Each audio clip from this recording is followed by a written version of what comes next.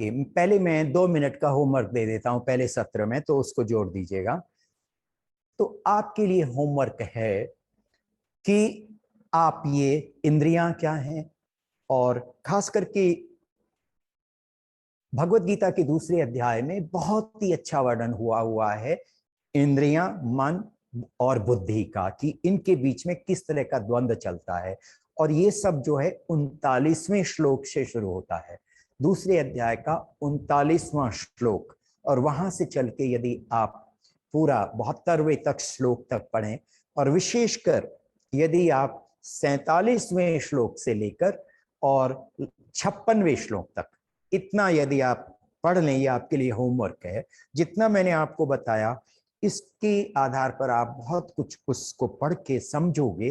अगर उसमें कुछ कमेंट्री भी पढ़ेंगे तो वो भी अच्छा है, नहीं तो जितना मैंने आपको बताया है उससे आपको बहुत कुछ समझ में आने लगेगा। और आप इसको पढ़कर अब आप बताइएगा कि इंद्रियां किस तरह से मन को विचलित करती हैं, और क्या इंद्रियां बहुत बलशाली हैं, क्या वो बुद्धि को इतनी आसानी से हावी नहीं होने देती। बुद्धि को हम किस तरह से एम्पावर करेंगे, उसको सक्षम बनाएंगे कि वो इंद्रियों के प्रभाव को कम कर सके, और कम करते करते धीरे धीरे पूरी तरह से उसको नकार सके। बुद्धि डिसाइड, हर समय बुद्धि का ही निश्चय हो कि कार्य करना है या नहीं करना है। इंद्रियों की इच्छा न मानी जाए। वो इंद्रियों की इच्छा तभी मानी जाएगी जबकि उपयुक्त समय होगा, उपयुक्त कार्य होगा। और यदि ऐसा नहीं है तो फिर उस समय वो युक्त आहार विहारस्य, 6ठे अध्याय में इस तरह का आता है। तो वही चीज युक्त मतलब सही मात्रा। तो ये इंद्रियों का कार्य, मन का कार्य, बुद्धि का कार्य और चित्त ज्ञान किस तरह से बहुत जरूरी है, इस चीज की आप पूरी अभ्यास करिएगा, और उसी के बेसिस पर आपसे प्रश्न किए जाएंगे। अब इस सत्र में इस विषय को समाप्त करना चाहूंगा कि एग्जीक्यूटिव्स के लिए योग की क्या महत्व है। तो इतना तो आप जान गए हो कि यदि हमें योग के शारीरिक स्वास्थ्य किस तरह से योग साधता है उसकी आपको जानकारी मिल गई है। और फिर मन, इंद्रियां, बुद्धि, ये किस तरह से हमें विचलित करती हैं, किस तरह से हमें डिप्रेशन में लाती हैं, किस तरह से हम डिप्रेशन से वापस आ सकते हैं। तो इस तरह की जो साइकोसोमेटिक चीजें हैं इसके विषय में थोड़ी चर्चा हो गई। अब हम ध्यान के विषय में भी मैंने आपको थोड़ा बहुत तीसरे सत्र में बता दिया। अब हमने ये जानना है कि ये अहम नाम की चीज क्या है, मैं नाम की चीज क्या है। जब हम कहते हैं मी, माई बॉडी, तो ये मी कौन है, और माई बॉडी तो खैर हम देख रहे हैं, उसको ठोक पीट के हम अनुभव में भी ले रहे हैं। लेकिन मैं नाम के व्यक्ति को कैसे जाने। तो बड़ा एक इंटरेस्टिंग मैं आपसे वाक्य बताता हूँ, विस्तार में नहीं जा सकते। एक दिन मुझे अपना चेहरा नजर नहीं आया, ऐसा कुछ वाक्य हुआ। तो मैंने विचार किया कि चेहरा क्यों नहीं दिखाई दे रहा। मैं ऐसे ही अपनी आंखों से ऐसा कुछ विचार हो गया था कि जरा इस समय चेहरा देखो, तो मुझे चेहरा नजर नहीं आया। मैंने कहा क्या बात है, मुझे कुछ चेहरा नजर नहीं आ रहा। फिर एकदम से ध्यान आया दर्पण नहीं है। जैसे ही मुझे ध्यान आया दर्पण नहीं है, तो मैं आश्चर्य कर गया कि आज तक मैंने अपना चेहरा नहीं देखा है। मैं दर्पण में जो प्रतिबिंब बनता है उसको देख के मैं सोचता हूं कि मैं ऐसा दिख रहा हूं। और अगर आपका दर्पण अच्छा नहीं है, अगर दर्पण में दोष है, तो वो चेहरा भी दोषी हो जाएगा। जब मुझे मालूम है बचपन में हम मेला देखने जाते थे तो वहां एक हंसी के गुब्बारे वाला बूथ होता था। 1 आना 2 2 पैसे 1 आना, ऐसी उसकी एंट्री फीस होती थी। तो वहां अंदर जाके वो तरह तरह के बड़े बड़े मिरर्स थे, और उसमें आपकी इतनी तरह तरह की सूरत बनती थी कि हंसते हंसते। तो मुझे वही घटना याद आई। मैंने कहा भाई, ये तो अगर दर्पण दोषी है तो वो प्रतिबिंब तो पूरी तरह से दोषी हो जाता है। तो फिर उस दोषी प्रतिबिंब को देख के मैं अपने चेहरे का मेकअप करूं, तो ये तो बड़ी विडंबना हो गई है कि हम असलियत को सुधारना चाहते हैं काल्पनिक को देख के। आप दर्पण हटा दीजिए, वो प्रतिबिंब भी हट गया, इसलिए वो काल्पनिक है। जितनी देर तक दर्पण है उतनी तरफ उतनी समय तक वो प्रतिबिंब है।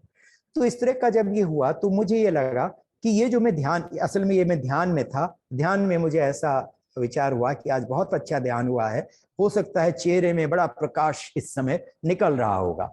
और उसी प्रकाश को देखने के लिए मैंने आंखें खोली थी और मुझे कुछ नजर नहीं आया था। तो ध्यान में मैं था, तो मुझे एकदम से ये हुआ कि ये ध्यान में किस लिए कर रहा हूं। अगर ध्यान में मैं भगवान को जानना चाहता हूं तो भगवान तो मुझे पता ही नहीं है। अगर ध्यान में मैं आत्मा को देखना चाहता हूं तो आत्मा का तो कोई चेहरा ही नहीं है। तो मुझे ये ध्यान आया कि मेरा चेहरा है, ऐसा नहीं है कि नहीं है, ये फिजिकल है, लेकिन अपनी आंखों से मैं अपना चेहरा नहीं देख पा रहा हूं। एक प्रतिबिंब को देखकर, काल्पनिक चेहरे को देखकर मैं एक अनुमान लगा रहा हूं, या अनुमान क्या लगाता हूं, मैं निश्चय कर लेता हूं हाँ मैं ऐसा हूं। तो ये तो बहुत बड़ी गलत हो गई। तो मैंने कहा फिर मैं इस ध्यान में उस आत्मा को कैसे देख सकता हूं जो जिसका कि चेहरा ही नहीं है, जिसका कि शरीर ही नहीं है, जो अजर अमर है और मतलब उसका कोई स्वरूप नहीं है, निराकार है, आकार ही नहीं है। तो एकदम से फिर विचार आया, हो सकता है जैसे ये स्थूल चेहरे को देखने के लिए दर्पण का सहारा लिया जाता है, इसी तरह से इस आत्मा को देखने के लिए भी कोई दर्पण होता होगा। और तभी मुझे भगवत गीता में एक 6ठे अध्याय में ही एक जगह आता है चित्तात्मा, कि आत्मा नहीं कहा गया, वहां कहा गया चित्तात्मा। और योग सूत्रों में आता है पुरुष और चित्त पुरुष, वहां भी चित्त पुरुष कहा गया। तो भगवत गीता ने पुरुष को आत्मा के नाम से बोला, और योग सूत्रों में पुरुष को आत्मा, मतलब एक जो व्याट पुरुष, जो विराट पुरुष है, भगवान का स्वरूप है विराट पुरुष, और एक पुरुष जो आत्मा के रूप में हमारे ये हृदय कमल में, जो छाती के बिल्कुल बीचों बीच में है, जो हृदय कमल कहा जाता है, जो आत्मा का स्थान है। वो ये हार्ट नहीं है जो पंप को पंप ब्लड की पंपिंग कर रहा है, वो हार्ट ये बिल्कुल जो हमारा सेंट्रल बोन है, इस बोन के बिल्कुल ये निपल लाइन में जो गड्ढा है, इसको कहा जाता है कि ये अंगुष्ठ गुफा है जहां पर आत्मा का वास है। हालांकि वो निराकार है, लेकिन वो उसका वास स्थान है। और जो चित्तात्मा है वो यहाँ पर रिफ्लेक्ट करके बन रही है। तो चित्त क्या है? चित्त हमारी सोच है। तो जिस तरह से एक दर्पण में जैसा दर्पण है उसी तरह का प्रतिबिंब बनेगा। तो जैसा हमारा चित्त है, चित्त में जैसा ज्ञान है और उस ज्ञान के माध्यम से जैसी सोच बनाई, उसी सोच के अनुसार ये चित्तात्मा हो गई। इसीलिए इसका नाम चित्तात्मा कह दिया। अब ये जो आत्मा है ये निष्क्रिय है, ये इसकी कोई इच्छाएं नहीं है, क्योंकि ये अपने में संपूर्ण है, संतुष्ट है। इसको कोई भी किसी भी चीज की आवश्यकता नहीं है, तो इच्छा क्यों होगी? उसको इच्छा नहीं होती। लेकिन ये जो चित्तात्मा है, क्योंकि हमारे चित्त में तरह तरह की इच्छाएं हैं, आपको ये योग का पाठ दिया जा रहा है, इसीलिए दिया जा रहा है कि आपके यहाँ पर थोड़ा सुधार किया जाए, कि आपको पढ़ाने का तरीका आता है नहीं आता है, आप किस तरह से और बेटर कम्युनिकेशन करोगे, ये सब बातें हैं। या जो भी जो एग्जीक्यूटिव अपने अपने जिस कार्य में है वो किस तरह से उस कार्य में और दक्षता लाए, किस तरह से वो उसके साथ जितने लोग काम कर रहे हैं वो सामंजस्य बिठा सके। हाँ, 47वां श्लोक भगवत गीता का कहता है, योगस्थः कुरु कर्माणि संगम त्यक्त्वा धनंजय सिद्ध सिद्धियो समो भूत्वा समत्वम योग उच्यते। समत्वम की समभाव, चाहे आपको बहुत बड़ी सफलता मिल गई, चाहे असफलता हो गई, कोई परवाह नहीं, सब एक है। सफलता असफलता, बिना असफलता के सफलता नहीं होती। तो ये जो द्वंद्व है, हमने इस द्वंद्व को समझना है। द्वंद्व क्या होता है? सर्दी गर्मी, हाँ, उष्णता और ठंडाई, इस तरह की, और मतलब सुख दुख, इस तरह के जो द्वंद्व हैं आपस में परस्पर है, विपरीत। तो इनमें हम कैसे सामंजस्य देखें कि एक के बिना दूसरे का अस्तित्व नहीं जाना जा सकता। अगर हमारे जीवन में दुख ना आए तो हम खुशी को कैसे महसूस करेंगे?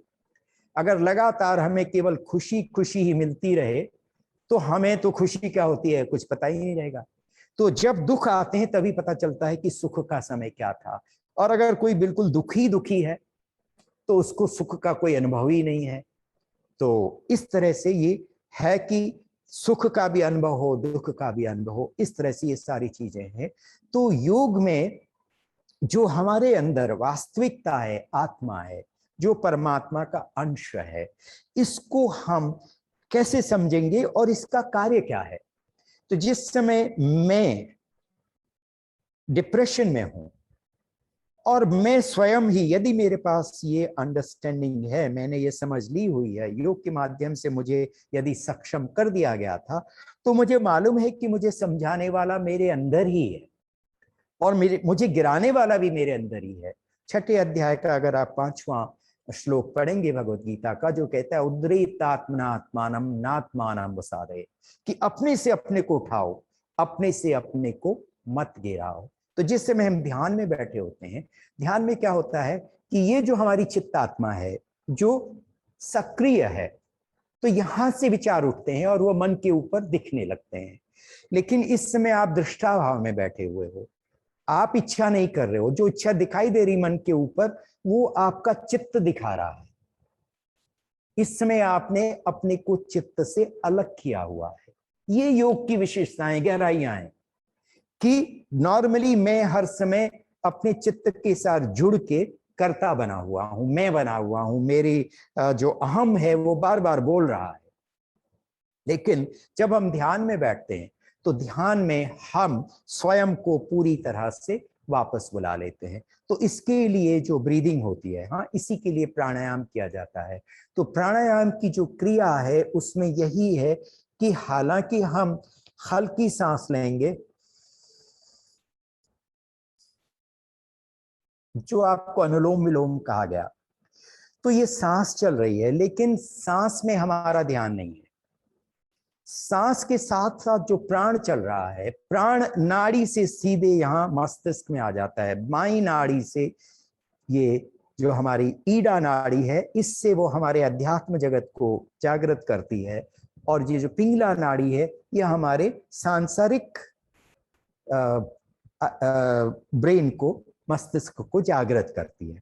तो हमें अध्यात्म और सांसारिकता, इन दोनों को साथ साथ लेके चलना है। जब इन दोनों में सामंजस्य बिठाएंगे तो हम एक बैलेंस्ड पर्सन रहते हैं। हम में इच्छाएं हैं, लेकिन वो इच्छाएं सोची समझी हैं, वो बिना सोची समझी हवाई इच्छाएं नहीं है। हम जो भी कार्य कर रहे हैं उसके पीछे हमने पूरा बहुत सोच समझ लगा ली है। तो इस तरह से ये जो हमारा ध्यान की क्रिया है, और जो ये जो अंडरस्टैंडिंग आपने बनानी है कि मैं नाम का व्यक्ति हमारी इच्छाओं के द्वारा दौड़ाया जा रहा है, और हमारे ही अंदर जो आत्मा है, यदि हम उस आत्मा की तरफ मुंह करते हैं, उसकी तरफ हम अपने चित्त को ले जाते हैं और उनसे वंदना करते हैं, हमें ज्ञान दीजिए, तो तब वहां से हमें प्रॉम्प्टिंग आती है। तो जो सुबह शाम वंदन होती है, हाँ, जो हमारे यहाँ पूजा का नियम है, लोग चाहे मंदिर जाएं, गुरुद्वारे जाएं, चाहे गिरजाघर जाएं, चाहे मस्जिद जाएं, वहां पर वास्तव में उस मूर्ति के माध्यम से हम अपनी आत्मा से वार्तालाप करते हैं।